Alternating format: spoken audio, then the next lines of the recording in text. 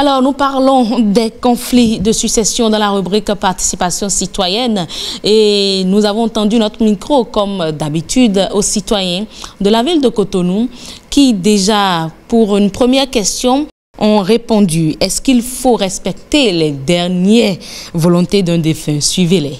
Je dirais que oui, parce que le défunt, je ne sais pas, il a observé dans sa vie. Donc, il sait pourquoi est-ce qu'il a fait ci, pourquoi est-ce qu'il a fait ça. Nous, on n'était pas à sa place, donc c'est pas à nous de dire, oui, bon, il a fait ci, mais il a donné tel truc à telle personne et ça ne correspond pas, moi, je devais avoir plus. C'est parce qu'il sait, peut-être, oh, je suppose, hein, parce qu'il sait ce que chacun mérite d'avoir, au fait. Lorsque le défunt laisse ses paroles, on est obligé de poursuivre parce que parfois on voit des gens, bon, ils mettent des choses, bon, nous sommes dans le monde surnaturel peut-être, ils mettent des choses avant de pouvoir laisser la place à ils donnent des choses, ils donnent des instructions. Donc si vous ne respectez pas, vous risquez de prendre des conséquences qui s'en suivent. Je pense que oui, parce que le défunt, il sait très bien pourquoi il a partagé ses biens comme ça. Et s'il laisse ça aux gens, bon, à ses enfants ou à toute la famille, il y aura toujours des problèmes de partage entre les gens. Voilà donc à leur avis, lorsqu'on leur a demandé faut-il respecter les dernières volontés d'un défunt. Nous avons sur ce plateau notre spécialiste Anicette Kodia pour nous aider à régler un peu les problèmes de succession. Alors Anicette, bonsoir. Bonsoir Madame Danondé. Merci d'être encore avec nous ce soir. C'est un plaisir. Alors, lorsqu'on parle de conflit de succession, qu'est-ce qu'il faut faire? Mais déjà, qu'entend-on par conflit de succession? Alors, d'abord, oui, la succession est la transmission ou la dévolution des biens matériels d'une personne décédée. D'accord. Dans un second sens, la succession prendra la connotation du patrimoine transmis, c'est-à-dire de l'actif et du passif de la personne décédée ou du décujus. Okay. La principale condition d'ouverture de la succession est le décès, quoi qu'on puisse noter deux autres conditions secondaires que sont la disparition et l'absence. Venons-en à présent au conflit de succession. Les conflits de succession sont en réalité des mésententes ou des situations de discorde qui naissent entre des personnes qu'on appelle successibles dans un jargon juridique d'une même famille et qui ne s'entendent pas en raison de la répartition faite ou non par le défunt lui-même de ses biens avant son décès. Dans la pratique, vous allez constater que les conflits de succession prennent une ampleur suffisamment importante au point d'amener à la destruction à tout jamais des familles. Or, les dispositions légales en la matière prévoient que le testament doit être interprété en cas de doute conformément à la volonté du testateur telle qu'elle résulte du testament ou des conditions ou les circonstances y afférentes. Ah ben, finalement, que faire pour régler le problème? Il existe plusieurs moyens pour régler le problème des conflits de succession. Mais prioritairement, il faut penser, n'est-ce pas, à faire établir son testament assez tôt. C'est d'ailleurs le plus sûr moyen d'éviter les conflits de succession et par ricochet, d'éviter à ses descendants de ne pas respecter ses dernières volontés après son décès.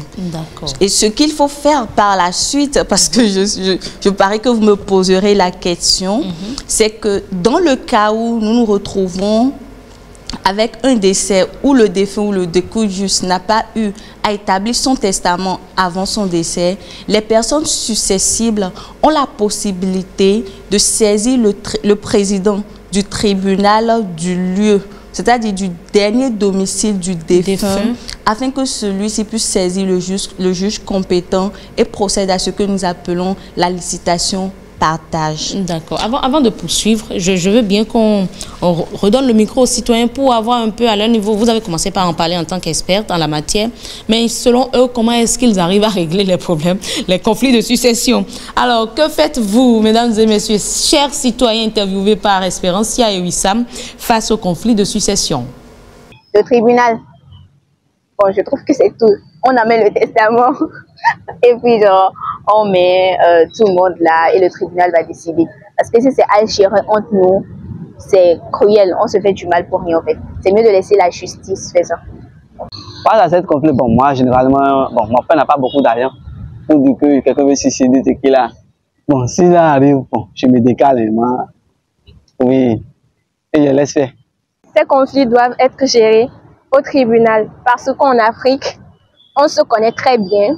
Les gens vont trop vite chez les marabouts. Voilà, c'est les propositions qu'ils ont eu à faire pour régler les conflits de succession. Ben, pour vous, Anicette Kodia, quelle est l'importance d'un testament?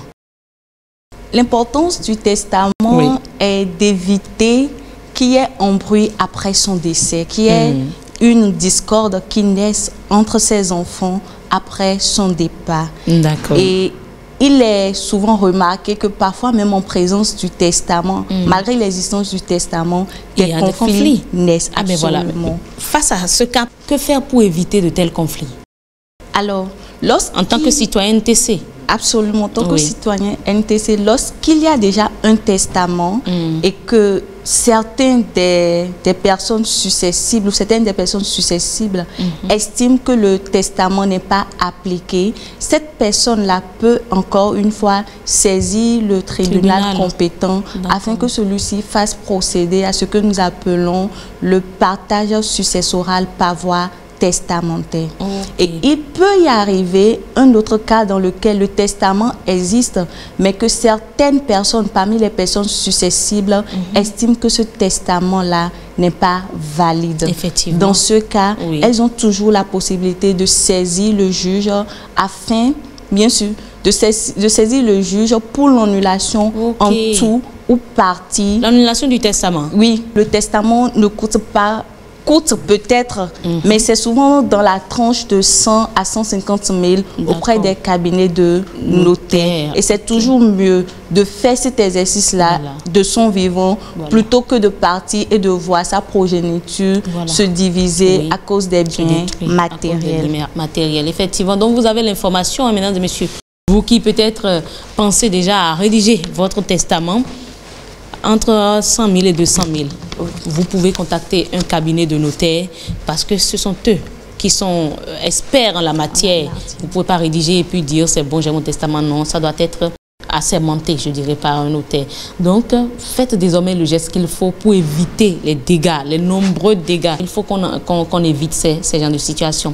Merci beaucoup, notre spécialiste en participation citoyenne. C'est tout pour la rubrique participation citoyenne.